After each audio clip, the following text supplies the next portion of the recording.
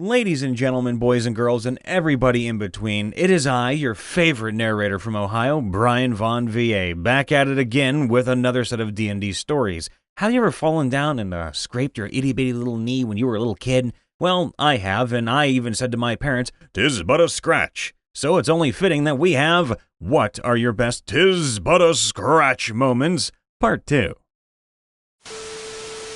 I was a Warforged Redemption Paladin playing as our frontline healer and secondary face in a small party of a Drow Chronomancy Wizard, you don't hear that too often, Half-Elf Djinn Warlock, and myself. We were 13th level, finishing up an ancient crypt full of the usual undead, when we came across a throne room of some kind. Sitting on the throne was a figure in jagged black plate with glowing eyes and a paper-thin and clearly magical greatsword. This was a Death Knight, about to be put up against a level 13 party of 3. The more rogue-like Warlock attempted to get closer to the Death Knight, and was able to do so without any issue with his stealth check of 8 total. The Death Knight didn't react or show any signs of sentience until the Warlock tried grabbing his sword. The next thing we knew, the Warlock had been grabbed, headbutted, and thrown across the room using the DK surprise round and high initiative roll. The fight goes decently well with me trying to use my control-style spells to keep the knight stuck in the arena with me, until our DM looks up at me with just the biggest grin and says, "Nat 20. Your head is severed from your body." All three of us just kind of sat there in shock for a second, as the DM explained what a Vorpal's sword was. It was around then that I piped up, "Wait, I'm Warforged. I'm also still under the effects of the Death Ward I cast after our last long rest." Vorpal's swords on a crit instantly cut off a creature's head. We ruled it that as a Warforged, I counted was a humanoid and lived and died like one as well. However, because I was under the effects of Death Ward, anything that would instantly kill me is negated, and I survive any damage I take with 1 HP. So my Warforged Paladin's head comes off, and the Death Ward triggers. My character's body slumps forward before charging the Death Knight into a wall and dishing out with a 3rd level Thunderous Smite with my Warhammer, thoroughly embedding him into the wall. "It'll take more than that to stop me." My body went down next turn. Made the death saves at least. The Warlock yanked the wizard into his genie container, which was enough to make the Death Knight de-aggro. After a bit, they popped back out to find the Death Knight sitting on the throne with severely dented armor, and my head giving the Death Knight an absolute flaming. Since we were no longer in combat, the wizard handed the Warlock a 4th level Fireball gem, and then upcast Fireball to 7th level himself. The Death Knight didn't make it, and now I've got the issue of being headless. Hopefully I can get it reattached soon. So, in a space-based campaign, my personal favorite, my party and I had gotten very, very influential in the galaxy. This culminated in 2 assassination attempts in one day. The first one we survived was a flagship crashing into the building we were in, and all but one of our characters ended up in very precarious positions afterwards. As an example, RNGesus screwed us. My character was hanging over a boiling vat of healing fluid, holding on to an important political figure with one arm and grasping wires with the other, holding us both up. The cleric was trapped under some rubble with the other senator. The fighter had been impaled through the chest by a giant piece of glass. The only one up was the blood hunter, who is also our party's doctor, so at least we had that going for us. In the ensuing madness, we not only save ourselves, but everyone in the building who could be saved, and stop the building from exploding completely. The fighter, while actively drowning in his own blood, saved most of the people by forcing open a blast door manually. But honestly, I'm not convinced that man can die anyway, so... Unfortunately, in all of this, the cleric lost both his legs. After all this, we get taken to the hospital where the people who tried to assassinate us tried again by drugging us.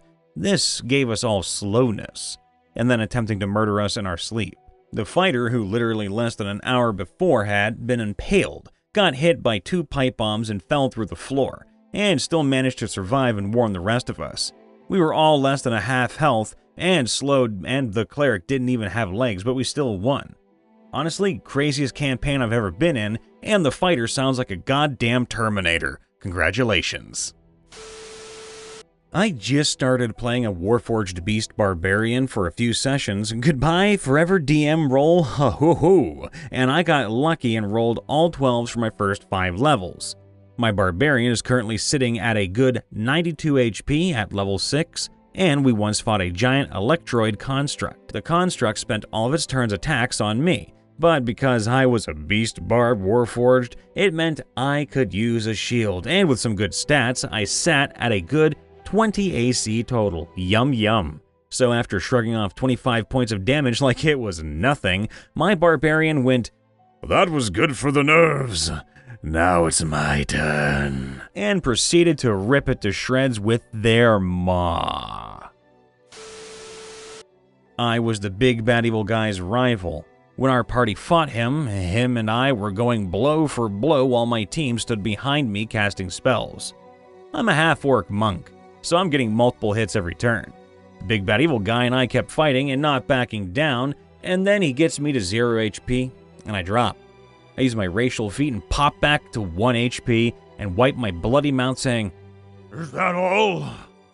I stand back up and lay into him with a crit, knocking him over, and then my team swarmed him after they saw me drop. The big bad evil guy didn't make it to his next turn and ended up being a pile of pulverized meat. It was an epic battle, and there was a lot of back and forth between the big bad and evil guy and I. I miss that character.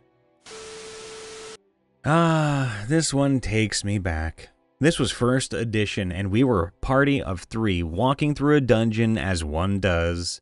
While we were walking, we got ambushed by 2, a low roll, there can be up to 6, carrion crawlers, which in 1st edition are basically game-ending mobs at low level, with 8 attacks that all have a chance to paralyze on hit. Round 1. The thief and fighter were paralyzed and quickly being digested, and I, the magic user, was magic missiling to the best of my ability.